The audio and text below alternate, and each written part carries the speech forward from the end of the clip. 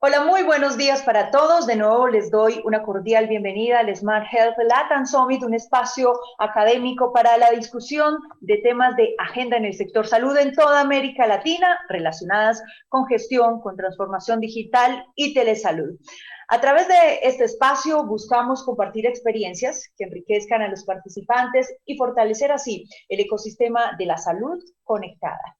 Recibimos virtualmente a esta hora, 8:31 de la mañana, a gerentes, líderes asistenciales, directores médicos, tanto de clínicas y hospitales, como de aseguradoras y sector gobierno de diferentes países de América Latina y España. Muchísimas gracias por hacer parte de este importante evento, cuya temática principal son las nuevas formas de atención y desafíos a la sostenibilidad en el nuevo orden social. Gracias a la convocatoria de RIA Smart Health y Latam Business Conference, nuestros conferencistas nos han ayudado durante estos 2 días iniciales del evento a responder inquietudes sobre temas como la atención en la salud luego del COVID-19 y las tecnologías y herramientas que nos ayudan a mejorar la atención de nuestros pacientes. Hoy es el tercer día y último de este evento y nos vamos a enfocar en los desafíos de la salud digital en toda América Latina. Ustedes se encuentran en esta plataforma virtual que será nuestro lugar para compartir conocimientos, también encontrarnos digitalmente y saber más sobre herramientas y tecnologías muy interesantes, así que les daré unas breves indicaciones para que ustedes conozcan la forma de aprovechar tanto el espacio de conferencias como la muestra comercial y un salón especial de networking que tenemos acondicionado para todos ustedes gracias a la tecnología y a la virtualidad. Al ingresar a la plataforma o en la barra superior del dispositivo con el cual ustedes se han conectado, van a encontrar los 3 espacios virtuales que les he mencionado. Está el salón de conferencias, donde se desarrollará la agenda académica de este último día o también el programa que ustedes ya conocen.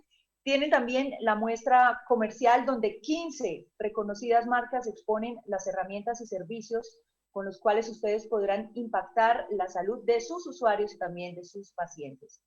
Y tienen también el salón de networking, donde ustedes podrán aprovechar este importante espacio para relacionarse con otras personas, para entablar también conversaciones vía chat o incluso para realizar videoconferencias.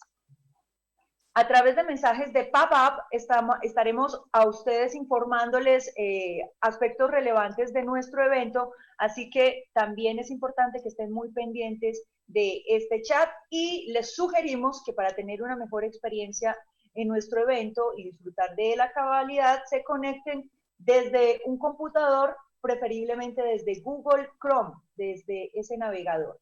Asimismo, les informamos que no es posible conectarse en más de un dispositivo en forma simultánea. Este congreso es hoy una realidad, producto de la visión y también del gran esfuerzo del equipo de trabajo de Latam Business Conference de Chile y de RIA Smart Health de Colombia. Además de la confianza, por supuesto, de reconocidas empresas como Microsoft, Highland, Google, Elsevier, Genesis, Zebra, Siemens, Lolinsa, Carvajal, Coco, Medilab, Icontec, Intersystems y Novo Nordisk. Igualmente también agradecemos mucho el apoyo de OES, IQG, GEPES, ADIMEC, Axon, El Pulso, la revista Mercado y el portal de noticias Estrategia y Negocios de Perú. Vamos a dar entonces inicio a nuestra primera conferencia del día titulada El impacto de la salud digital y Health en las especialidades médicas. Es necesario reinventarse. A cargo de Israel Viacaba.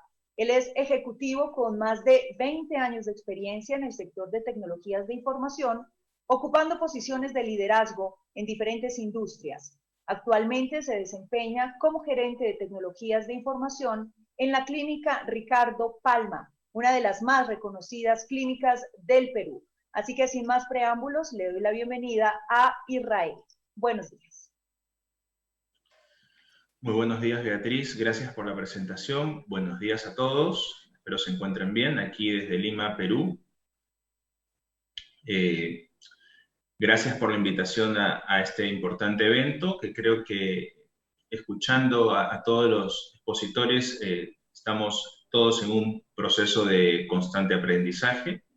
Hoy me toca compartir algunas de las experiencias y alguna información relevante sobre todo lo que es salud digital, y qué mejor momento para ver qué pasó antes, qué pasaron hace 6, 7 meses, y qué pasó con una pandemia que todavía estamos inmersos en ella.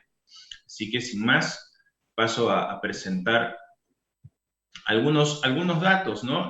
Importantes, y quiero empezar adrede con este índice, justamente porque si no tenemos una medición de las cosas que hacemos, poco vamos a poder seguir creciendo o adaptando o corrigiendo algunas cosas. Este Global Digital Health Index es un índice que está madurando, es una iniciativa de una organización sin fines de lucro. Hoy presento estos datos, lamentablemente me disculparán los hermanos colombianos, no tenemos cifras de Colombia. Esta es una iniciativa que, como decía, está creciendo, y quiero mostrarla porque cuando hablamos de salud digital es importante hablar de que no solamente estamos hablando de tecnología. Aquí en este breve resumen podemos ver que, si bien es cierto, Perú y Chile comparten una fase 3, no significa necesariamente que estén exactamente en el mismo nivel de salud digital. Hay algunos avances que muchos tienen que ver con normativa y regulación que se han dado de diferente manera, pero lo importante aquí es entender de que no solamente la tecnología es un factor importante, sino estamos hablando de estrategias, de liderazgo, la legislación, y sobre este punto me voy a centrar un poco en alguna parte de la presentación, de la fuerza de trabajo, que básicamente es el personal asistencial, los estándares, la interoperabilidad, y también el aseguramiento de algunos procesos, la infraestructura y un poco la visión que se tienen tanto desde el sector público y el sector privado para hacer e impulsar la salud digital.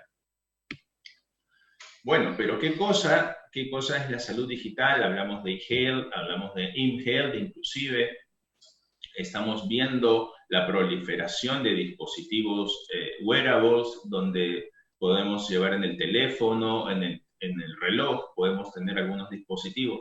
Sin embargo, a pesar de toda la variedad de nombres que existen y que están muy relacionados a este gran concepto de salud digital, podemos decir, como señala Paul Sonnier, que estamos hablando de una convergencia, ¿no? Creo que es la mejor palabra para definir el concepto de salud digital.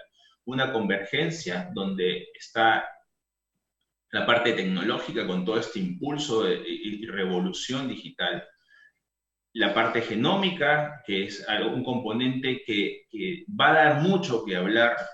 Creo que estamos en una etapa y estamos viviendo esta etapa incipiente, la atención médica como tal, y definitivamente la vida, el impacto en la vida y en nuestra sociedad, que estando en países de la región tenemos muchos problemas en común, ¿no? Problemas geográficos, problemas de precariedad, informalidad, las distancias que hay entre zonas rurales y zonas urbanas, y que todo este conjunto no se puede ver mejor beneficiado a través de los componentes tecnológicos, ¿no? Entonces, el objetivo mayor al final siempre vamos a buscar empoderar a los médicos, por un lado, y a los pacientes. Mucho, definitivamente, y Carlos Rosso en la presentación previa hablaba del tema del paciente. El paciente es fundamental en este circuito.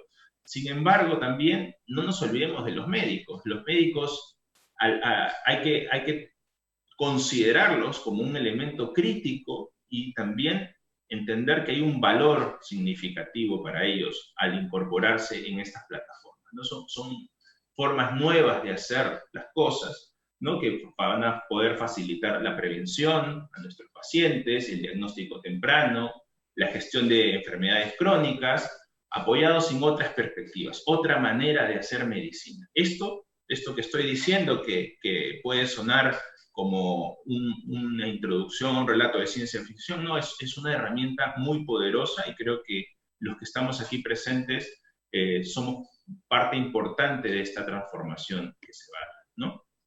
Se señala mucho que la salud digital puede ser una cuarta ola, ¿no? Una cuarta ola señalando un poco a la famosa obra del futurólogo Alvin Toffler, la tercera ola, y estamos en una etapa donde ya vivimos lo que era la tercera ola, una sociedad de información, donde hoy no podemos dejar de lado todo lo digital, hoy tenemos que enfocar nuestras comunicaciones, el entretenimiento, nuestras operaciones bancarias, la adquisición de bienes y servicios, está conformado parte o inclusive totalmente por canales digitales. Entonces, vamos a algo tan elemental como dirigirnos hacia un lugar desconocido. Tengo una dirección, hoy, ¿qué hago? Busco alguna de estas aplicaciones que me pueden señalar la ruta, la mejor ruta inclusive, ¿no? Evitando el tráfico, evitando una serie de cosas, usando solamente información, data dura. Lo que hace 20, 30 años no nos quedaba otra que usar mapas, que preguntar en la calle.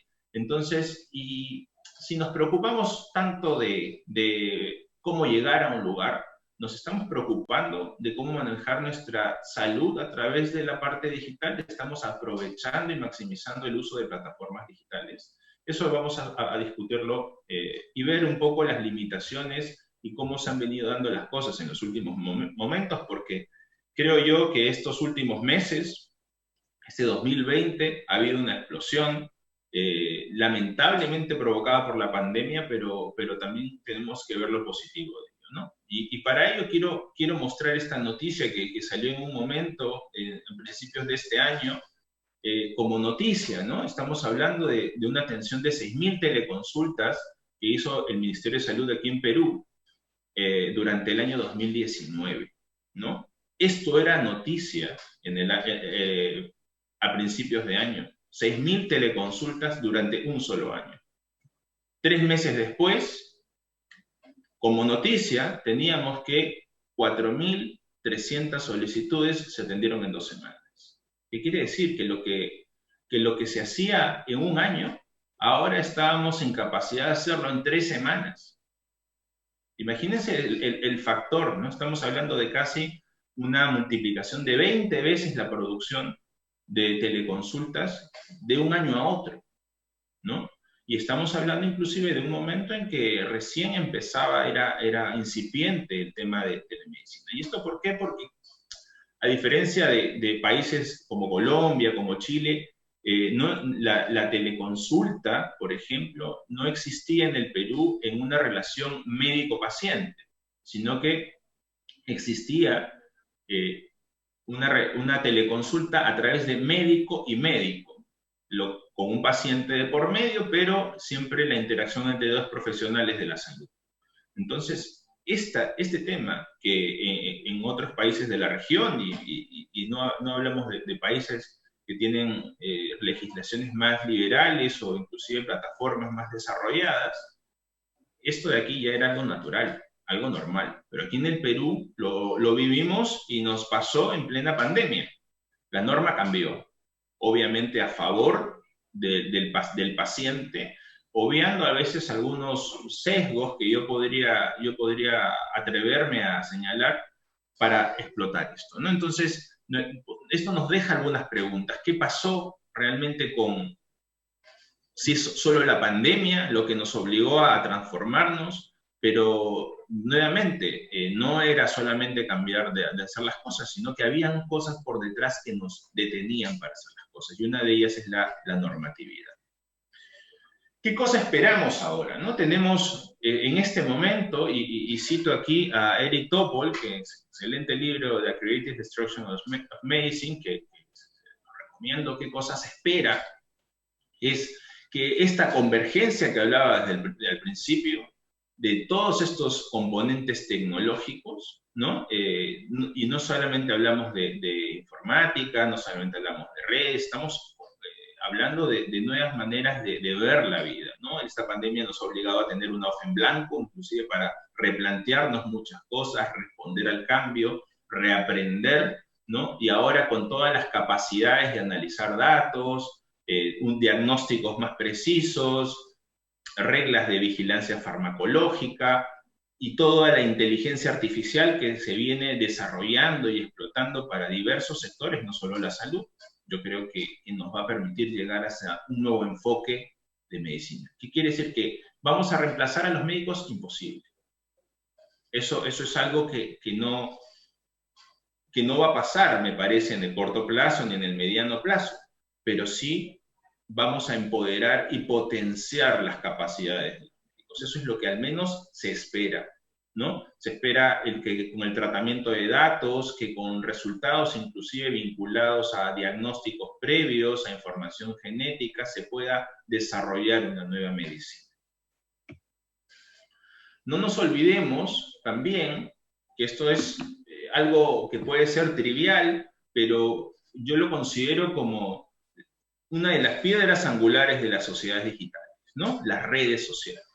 Estamos hablando no solamente de seguir o de ser de algún influencer en Instagram o algún grupo en Facebook, estamos hablando de potenciar las capacidades y no solamente a nivel comercial, sino a nivel de difusión, de prevención de todo ello, ¿no? Entonces, ya las redes sociales no solamente sirven para quejarse, para reclamar o para hacer ciertas cosas o difundir, no cambian los canales, finalmente, seguimos siendo los mismos actores, somos personas en ambos lados de la cadena.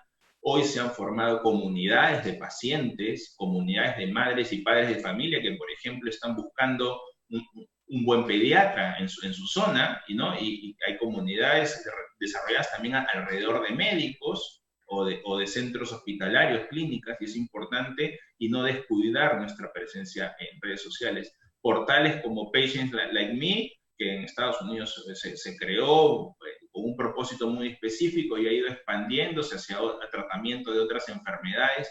Son foros de discusión donde definitivamente empoderamos a los pacientes y replantean un poco la profesión médica, porque recordemos que hace 20 años la relación era un poco vertical, ¿no? Entre médico y paciente. Hoy un paciente, antes de acudir a una consulta, normalmente en el 80%, 70% de casos, dependiendo del grupo de edad en el que pertenece, ya viene con una idea de qué diagnóstico puede tener, qué tratamiento le puede indicar el médico. Entonces, tiene ya cierto nivel de poder generar un debate con el médico. ¿Qué cosa es esto, no? Hoy tenemos estos aparatos, llamados hoy smartphones, que son oportunidades, ¿no? Oportunidades porque hoy este dispositivo, yo le llamo un endpoint porque es importante señalarlo así, que nos permite hacer llamadas telefónicas, videollamadas, mensajería, gestionar nuestro correo, hasta pedir un servicio de comida, un servicio de delivery, hacer una reserva, todo se puede hacer desde este dispositivo. Entonces, hoy por hoy creo que el primer gran paso que se debe de buscar es desarrollar lo que se llaman portales de pacientes, ¿no? Portales de pacientes donde a través de aplicaciones o simplemente portales web, los pacientes pueden realizar una autogestión de su información médica, pedir una cita, revisar un examen, inclusive en algún momento cargar información médica que ha salido desde un dispositivo digital, sea un smartwatch, por ejemplo, o cualquier otro, o algún sensor que por alguna razón el médico lo hizo que lo utilizara por algún tiempo, y cargar información en tiempo real, vincularla a nuestra historia clínica. Y esto de aquí no debemos pensarlo en que va a faltar mucho. Yo creo que estamos muy encaminados para ello, y creo que el tema del portal y el tratamiento de que empoderar al paciente por ese lado para que tenga mayor información, mayor cuidado, va a ser muy útil, ¿no? No debemos dejar de lado, dado que esta proliferación del mundo digital también nos deja algunas potenciales amenazas, como es la seguridad de la información y la ciberseguridad, que son dos cosas que no debemos de perder el foco, porque un ataque informático de esta naturaleza es muy riesgoso. Ya hemos visto cuando hace un par de años algunos sistemas de salud fueron afectados por algunos ransomware, prácticamente paralizaron citas, paralizaron cirugías, paralizaron una serie de operaciones del día a día. Entonces, en ningún caso, por más digitales que seamos, debemos dejar de lado las posibles amenazas. Un poco mirando al futuro, un futuro que creo yo inmediato, imaginemos este escenario, ¿no? Un chatbot que realiza una anamnesis, ¿no? Tenemos algunas ventajas como que, a ver, no hay horarios. Yo podría entrar al chatbot desde mi casa, estando en pijama a las 11 de la noche y decir que me siento un poco mal, que tengo un dolor aquí, que me ha subido la fiebre, que siento algún cambio en mi organismo.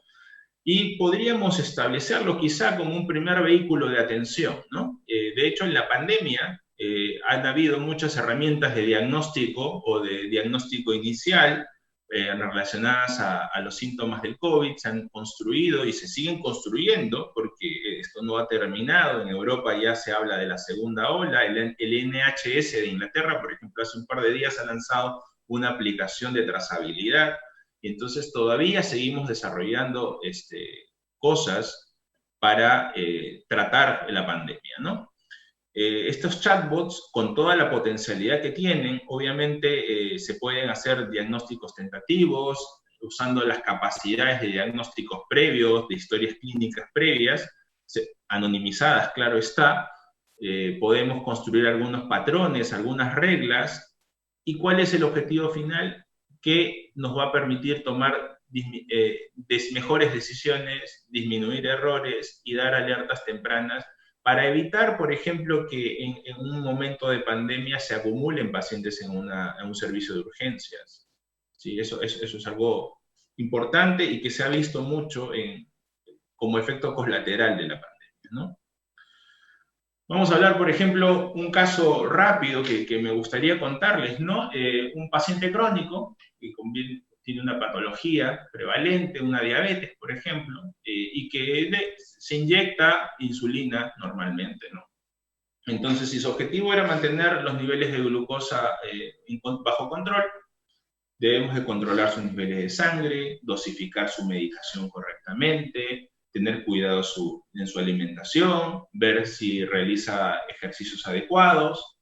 Es una tarea que normalmente se le carga al paciente de manera directa y muchas veces podemos tener algún desfase sobre esto, ¿no? Pero ¿qué ofrece la tecnología? Podemos ponerle un dispositivo portable que le mida la glucosa y que tenga un inyector en automático, ¿no? Y que de manera inteligente recoja la dosificación de la insulina dada y obviamente esto se reporte, se compartan los datos a través de su smartphone y a través de su smartphone también llegar a su historia clínica electrónica y pues inclusive alertar a algún médico del servicio que lo está tratando, alertar al propio paciente.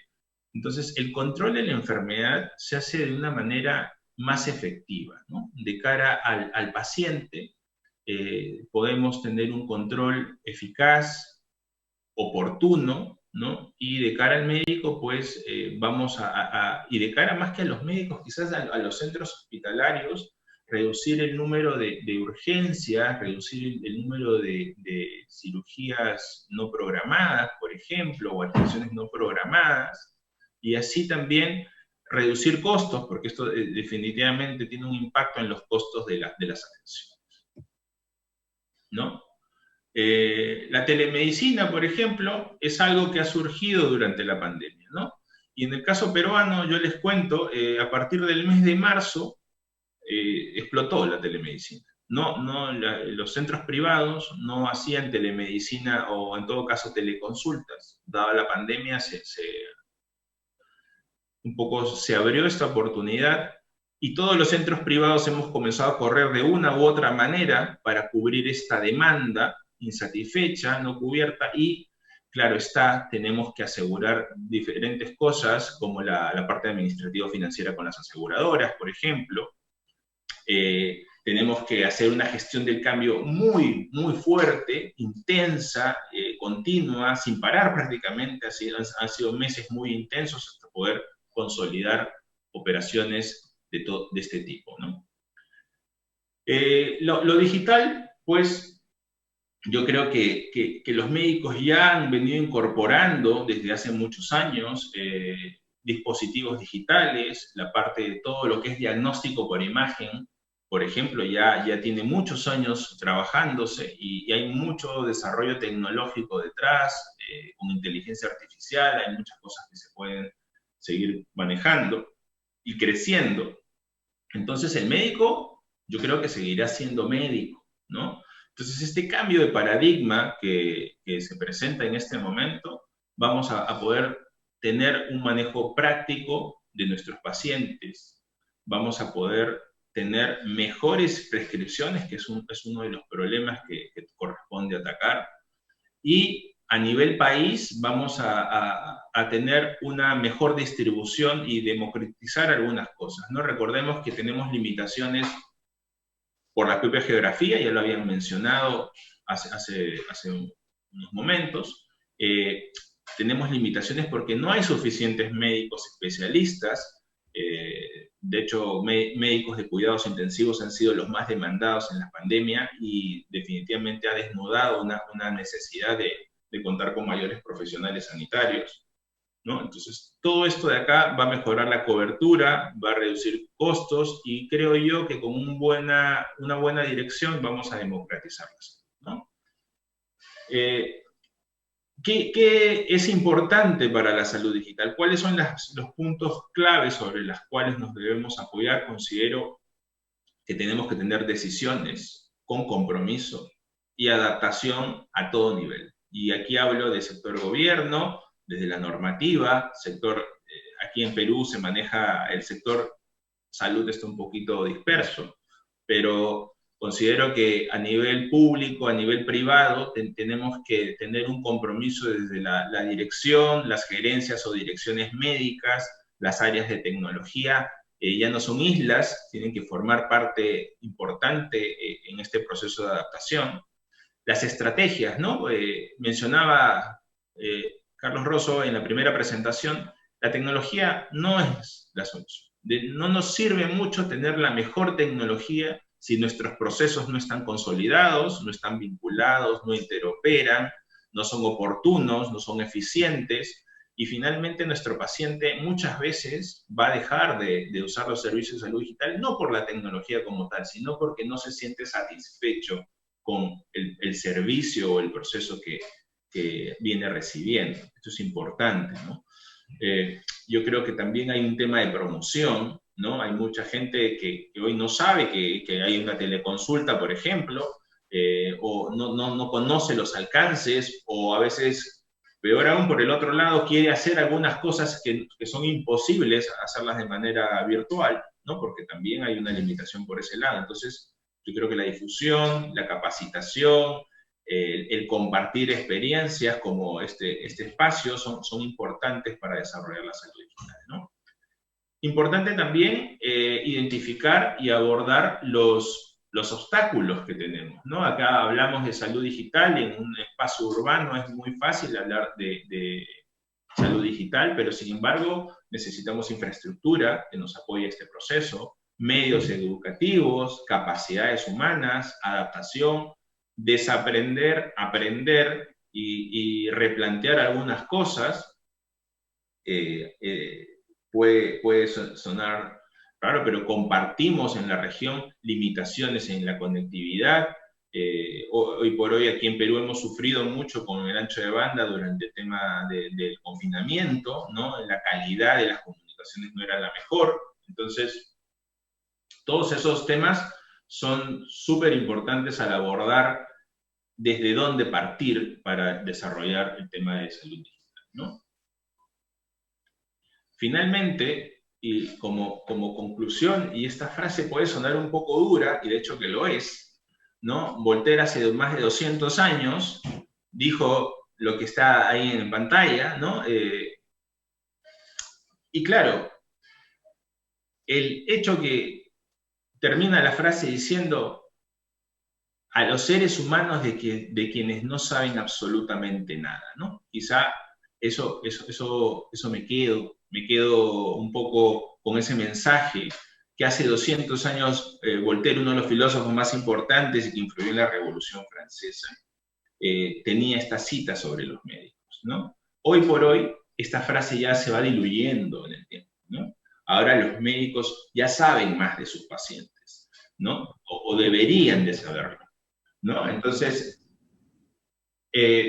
para terminar y como conclusión de todo esto, podemos decir que todas estas buenas intenciones no se dan sin objetivos claros, sin planes que debemos ejecutar. No debemos de esperar que todo esté listo para involucrarnos en estos procesos. Hay un esfuerzo y la velocidad de adaptación para llevar a cabo estos componentes y viabilizar todo esto, pues yo creo que es súper importante. Y así como empecé con el término de la revolución digital, y hoy cito a Voltaire como filósofo de la Revolución Francesa, y yo creo que la pandemia nos ha impulsado y nos ha subido a este coche de la revolución y ha puesto en evidencia, si bien es cierto, nuestras limitaciones, también ha puesto en evidencia nuestras oportunidades y posibilidades. Yo agradezco mucho la invitación, yo no tengo más que comentar por el momento y les agradezco mucho la atención a mi presentación. Gracias. Israel, muchísimas gracias. Tenemos muchas preguntas en el chat. Quiero decirte que están muy interesados en preguntarte cosas, así que te voy a solicitar, por favor, ser muy conciso para abarcar el mayor número de preguntas. ¿Te parece? Perfecto. Bienvenida. Listo. Entonces, Leticia hace la siguiente pregunta. ¿En esa otra manera de hacer medicina, los demás integrantes del equipo de salud están incluidos? Y si están, ¿de qué manera los consideran en la transformación digital? Pues por supuesto, están incluidos. El personal de enfermería, por ejemplo, que no lo he mencionado en esta presentación, es vital y es fundamental por su propia filosofía de trabajo que se ha incorporado en estos procesos digitales, ¿no? Son personal clave y primera línea, no solo en la pandemia, primera línea en cualquier atención sanitaria, y por lo tanto también tiene que haber un proceso de transformación hacia las enfermeras y de todas las edades, y eso está aprobado, y por lo menos aquí en nuestra clínica es uno de nuestros frentes principales de transformación. Y tiene que haber un líder en las unidades de enfermería que conduzca este proceso, ¿no? Muy bien. Sandra Rosso te pregunta, ¿cómo avanzar en la estructuración e implementación de portales de pacientes? ¿Cuál puede ser el paso desde dentro de las entidades de salud para que los proveedores de tecnología lo apoyen?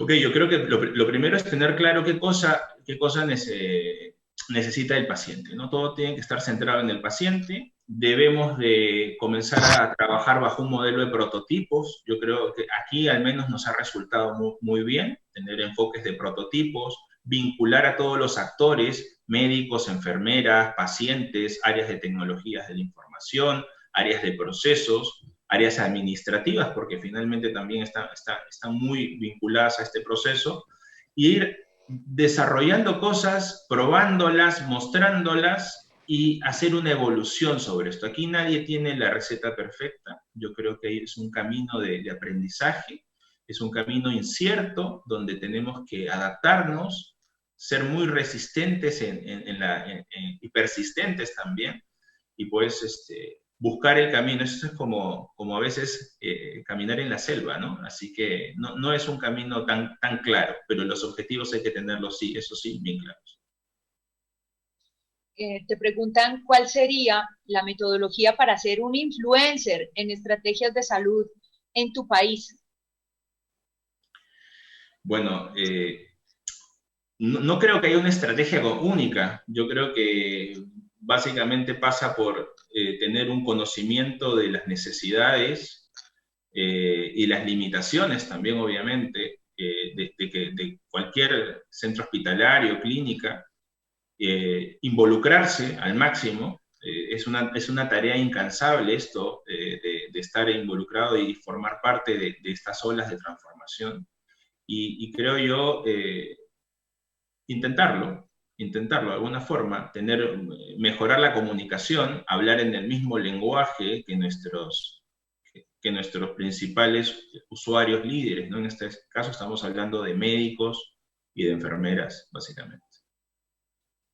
Isaac te pregunta, quisiera saber si la salud digital puede ayudar a no asistir al hospital y a través de ella que me envíen medicina a domicilio. Qué buena pregunta, porque es algo que no lo he mencionado, pero lo tenía muy presente. Nosotros, por ejemplo, aquí en Ricardo Palma hacemos ese servicio y evitamos de que el paciente acuda al centro y tratamos de cumplir con toda la cadena de servicio, pero esto obliga a algo adicional y algo en lo cual no estaba acostumbrado un centro hospitalario, que manejar una cadena de abastecimiento hacia el último punto, que es el paciente. Entonces también esto de acá replantea nuevos retos y yo creo que más allá de mirarnos hacia adentro, también es mirar las experiencias de otros sectores, ¿no? El sector, cómo funciona el sector retail, cómo funcionan tiendas de otros países que tienen unas cadenas de distribución muy poderosas y sin tratar de imitarlas, tomar los conceptos principales y ver en qué medidas podemos adaptarnos a lo mismo y tratar de darle la misma experiencia a nuestros pacientes, ¿no? Yo creo que eso es vital. Y sí es viable totalmente. Muy bien, Carlos. ¿Cómo están cobrando la teleconsulta en Perú? ¿Es cubierta por las aseguradoras? Pregunta Carlos. Bueno, aquí en Perú sí se ha dado el caso y eso también involucra el otro frente de esta cadena, ¿no? El aseguramiento de los pagos, ¿no? El utilizar canales electrónicos para gestionar citas, para realizar los copagos en el sector privado. Y esto también es un replanteamiento que, más allá de la tecnología, y ahí voy a insistir mucho, parte de una definición clara de los procesos, en este caso administrativos y asistenciales, que tiene cada centro, ¿no? Eso es vital, pero y definitivamente es un proceso que desde el primer minuto no lo vamos a tener automatizado, pero sí tener hacia dónde tenemos que llegar. En su experiencia, ¿cuáles son las especialidades de la medicina más demandadas en teleconsulta y cuáles son las que menos tienen demanda? A ver, podría responder la primera parte por un tema estadístico que manejamos aquí. En nuestro caso, y durante este periodo, las especialidades más demandadas han sido las de, por ejemplo, neumología, dermatología. De hecho, la dermatología es perfecta para el caso de telesalud. También hemos tenido endocrinología, ¿no? Para todo lo que es tratamiento de pacientes crónicos y enfermedades crónicas, se acomoda muy bien.